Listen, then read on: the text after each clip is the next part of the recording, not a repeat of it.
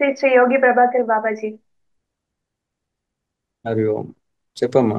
బాబాజీ, సాధారణంగా సన్యాసం తీసుకోవాలన్నా, అఘోరి తత్వం తీసుకోవాలన్నా, అఘోరాలు అవ్వాలన్నా సరే, ఆడవాళ్ళు అనేవి అంటే ఆడవాళ్ళకి ఎలో అనేది ఉంటుందా? ఆ, అంటే వాళ్ళకి సరైన సమయం ఏదైనా కేటాయిస్తారా? వయస్సుతో కూడిన సంబంధం ఏదైనా ఉంటుందా బాబాజీ? ఆ, ఆధ్యాత్మిక సాధనకి ఎలాంటి వయో తారతమ్యం కానీ, అలాగే స్త్రీ పురుష భేదం కానీ లేదు. అంటే శరీర మాధ్యం కలు ధర్మ సాధనం అని అంటుంటారు. నీలోనూ నాలో ఉన్నది ఒకటే ఆత్మ. ఆత్మజ్ఞానాన్ని పెంపొందించుకోవడానికి స్త్రీయా పురుషుడా అనేటటువంటిది భేదం ఏమీ లేదు. శరీర మాధ్యం కలు ధర్మ సాధనం. శరీరం అనేది ఒక సాధనం. అంటే ఎక్కడికైనా ప్రయాణం చేయాలి, గమ్యాన్ని చేరాలంటే ఏదో ఒక వెహికల్, అంటే మోటార్ సైకిల్ కావచ్చు, అది మనకి ఒక కారు కావచ్చు, తీసుకుని వెళ్ళి మన గమ్యాన్ని ప్రయాణం చేసి గమ్యాన్ని చేరుతాం. అలాగే స్త్రీ శరీరమా పురుష శరీరమా అని కాదు, ఏ శరీరంతోటైనా సాధన చేసి మనం మన యొక్క లక్ష్యాన్ని చేరుకోవచ్చు. మానవ జీవితానికి పరమ లక్ష్యం మోక్షం.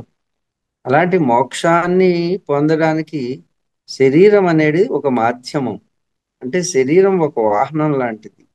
ఈ వాహనంలో మనం జీవుడు అనేటటువంటి వాడు ఉన్నాడు.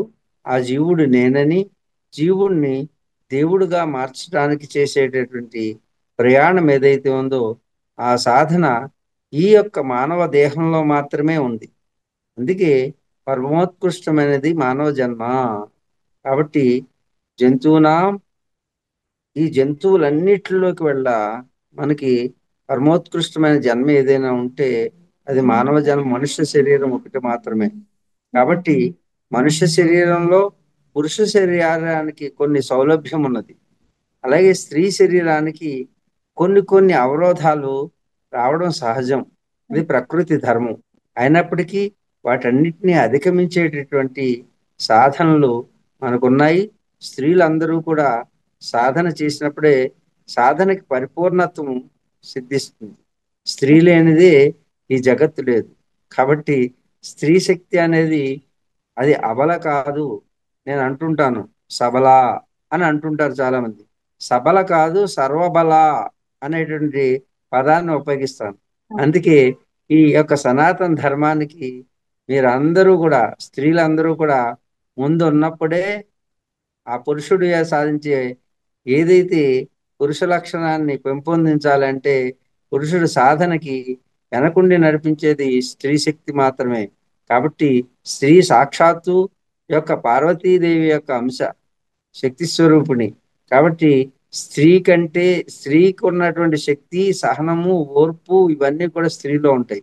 కాబట్టి స్త్రీ ఫెమినైన్ క్వాలిటీ ఎప్పుడైతే ఉన్నదో ఎప్పుడు కూడా ఆధ్యాత్మికమైనటువంటి శక్తిని, ప్రేమతత్వాన్ని అందించగలిగినటువంటి స్త్రీ. కాబట్టి ఆ స్త్రీమూర్తులు అందరూ కూడా మన సనాతన ధర్మాన్ని సరిగా అవగాహన చేసుకుని సాధకులుగా మారితే అప్పుడు స్త్రీ పురుష శక్తులు వేరు కాదని, స్త్రీ శక్తి పురుష శక్తి కలిస్తేనే ఒక యోగమని, ఆ యోగాన్ని మనం అందరం సిద్ధింపజేయాలంటే, మన సనాతన ధర్మ సంరక్షణ చేయాలంటే స్త్రీలు కూడా సాధకులుగా మారాలి.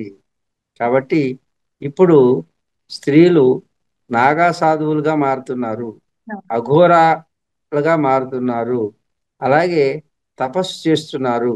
ఇతర దేశాల నుంచి 16 సంవత్సరాల వయోప్రాయం నుంచి 60 సంవత్సరాల వయసు వచ్చిన వాళ్ళు కూడా ఎంతో మందిని మీరు ఇప్పుడు వీడియోలో చూస్తున్నారు. కుంభమేళాలు అనేక దేశాల నుంచి వచ్చి వాళ్ళు సన్యాసం స్వీకరించి సాధకులుగా మారడం మనందరి యొక్క అదృష్టం కింద భావించాలి. ఎందుకంటే మన భారతీయ సంప్రదాయాన్ని ప్రపంచ దేశాలన్నీ కూడా ఆమోదిస్తూ అన్ని దేశాల్లో కూడా సనాతన ధర్మాన్ని వ్యాపింపజేస్తూ విశ్వ విశ్వాన్ని అంతటినీ కూడా ఒకే కుటుంబంగా భావన చేయడానికి సనాతన ధర్మం ఉపయోగపడుతుంది. అహం భూమిపుత్ర అంటుంది మన యొక్క వేదం. అంటే మనం అందరం కూడా భూమి మీద పుట్టినటువంటి వాళ్ళందరూ కూడా అక్క చెల్లెలు అన్నదమ్ముల్లాగా అందరూ ఒకే తల్లి యొక్క రక్తం, మాత భూమాత అనేటువంటి తల్లికి బిడ్డలుగా సకల చరాచర జీవరాశి, కేవలం మనుషులే కాదు, చెట్లు పుట్టలు గుట్టలు సకల కీటకాలు అన్ని జీవరాశులు కూడా మనం ఒకే తల్లి బిడ్డలుగా భావన చేసి, అలాంటి భావనను మనకు అందించేదే సనాతన ధర్మం. కాబట్టి మనలో భేదాలు, జాతి విభేదాలు, ప్రాంత విభేదాలు, అలాగే మత విభేదాలు, అలాగే జెండర్ విభేదాలు అంటే స్త్రీ పురుషులు అనేటువంటి వివక్ష లేకుండా, అలాగే క్రిమికీటకాదులు వేరు, జంతువులు వేరు, చెట్లు వేరు, పుట్టలు వేరు, గుట్టలు వేరు అనేటటువంటి వేరుపాటు భావన లేనటువంటి ఒకే ఒక అందరినీ కలిపి ఉంచేటటువంటి ధర్మం ఏదైతే ఉందో అదే సనాతన ధర్మం అని, అలాంటి సనాతన ధర్మాన్ని భరతమాత మనకు అందించినందుకు ఈ భూమాత మీద మన అందరం కూడా బిడ్డలమని, కాబట్టి ప్రతి ఒక్కరూ కూడా కలిసిమెలిసి ఆనందంగా జీవించడానికి ఉపయోగపడేటటువంటి కర్మను ఏదైతే ఆచరణ చేయాలో ఆ కర్మకి ధర్మం అని పేరు. అలాంటి సనాతన ధర్మాన్ని ప్రపంచంలో ఉన్నట్టు అందరూ గుర్తిస్తున్నారు. రాబోయే రోజుల్లో అందరూ కూడా ఈ సనాతన ధర్మాన్ని తెలుసుకుని తల్లులుగా బిడ్డలకు బోధించాలి. అమ్మ ఒడే ప్రథమ బడి. కాబట్టి ముందు గుడికి వెళ్ళం కంటే అమ్మ ఒడిలోంచే పిల్లలు నేర్చుకోవాలి. కాబట్టి అమ్మ ఒడిలో నేర్చుకోవాలంటే అమ్మ ముందు అదంతా కూడా సనాతన ధర్మం గురించి తెలుసుకోవాలి. తెలుసుకుని పిల్లలకి నేర్పించినప్పుడు వాళ్ళలో ఈ యొక్క లోక వినాశనానికి సంబంధించిన ఆలోచనలు కానీ, ఈ ఆధునిక పోకడలు కానీ వెళ్లకుండా మన బిడ్డలను సంరక్షించుకోవడానికి లోపల జ్ఞానం అని సనాతన ధర్మం యొక్క విలువలను బోధించినట్టయితే మన బిడ్డలు అందరూ కూడా ప్రపంచానికి ఆదర్శవంతులుగా తయారవుతారని తెలుసుకుని ప్రతి తల్లి తన ఇంట్లోనే ముందు సాధన మొదలు పెట్టాలి. తన పిల్లలకే బోధన మొదలు పెట్టాలి. తన శిక్షణ పొంది ఎదుటివారికి శిక్షణ ఇవ్వాలి. ఇక్కడి నుంచే మన సాధన ప్రారంభించాలి. అందుకే తల్లి ప్రథమంగా స్త్రీ శక్తియే ఈ లోకానికి ఆధారం. కాబట్టి ప్రతి స్త్రీ కూడా సాధనకు అర్హులే. స్త్రీలు పురుషులే కాకుండా ఈ యొక్క ట్రాన్స్జెండర్స్ అంటున్నారే ఈ మధ్యన, వాళ్ళు కూడా దీనికి అర్హులే.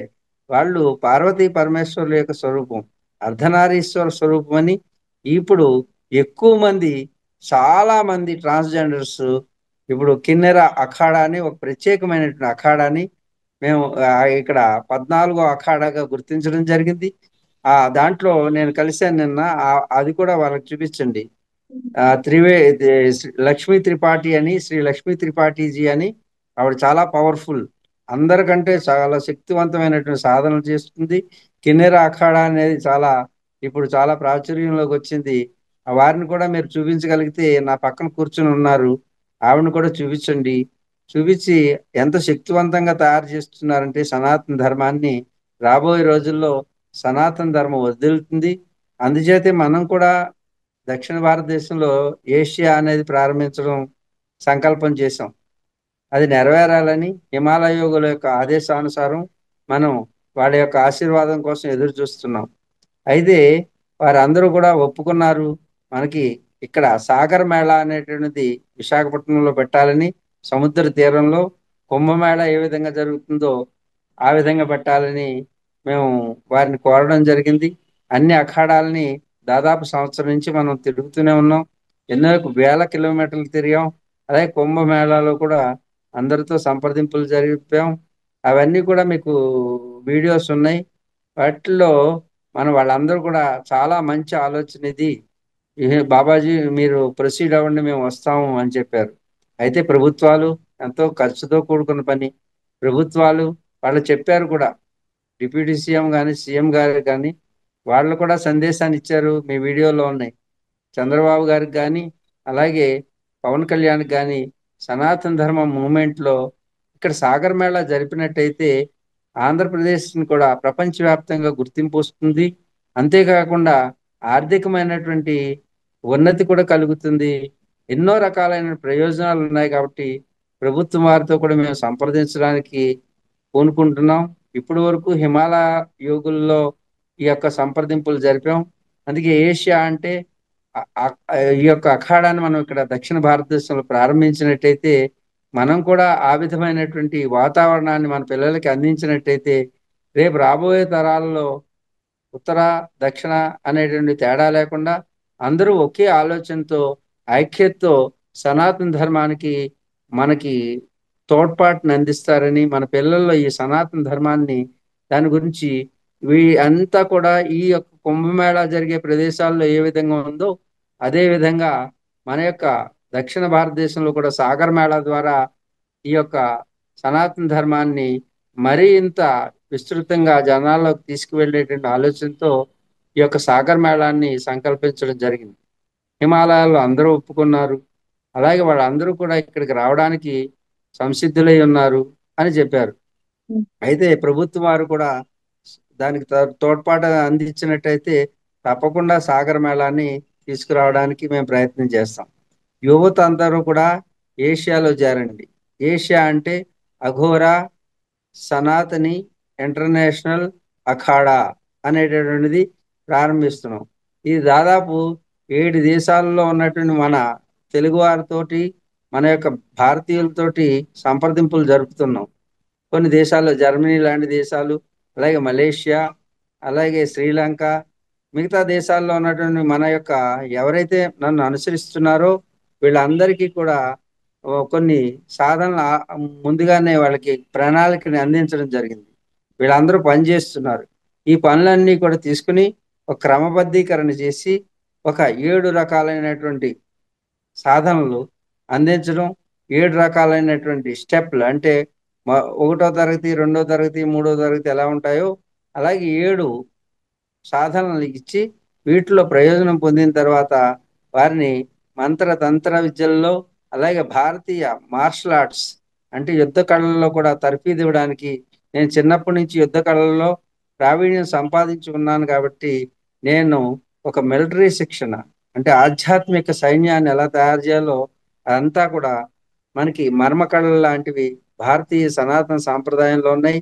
ఎలా దేశాన్ని రక్షించుకోవాలి, ఆయుధాలు లేకుండా కూడా శరీరాన్ని చేతుల్ని ఆయుధాలుగా చేసుకుని, వేళ్ళని ఆయుధాలుగా చేసుకుని, అలాగే మనలో ఉన్న శక్తిని ఆయుధంగా ప్రయోగించి మనం ఎలా మన దేశాన్ని, మన ప్రపంచాన్ని, అలాగే ఈ సనాతన ధర్మాన్ని సంరక్షించుకోవాలో ఆ విద్యలన్నీ కూడా ఆ యువతకి మేము వెళ్ళిపోకముందే, ఈ శరీరాన్ని విడిచి వెళ్ళిపోకముందే ఈ యొక్క సంకల్పం నెరవేరాలని ఆ ప్రత్యక్ష భగవాన్ అయినటువంటి సూర్య భగవాన్ని అర్థిస్తూ ప్రార్థిస్తూ సెలవు.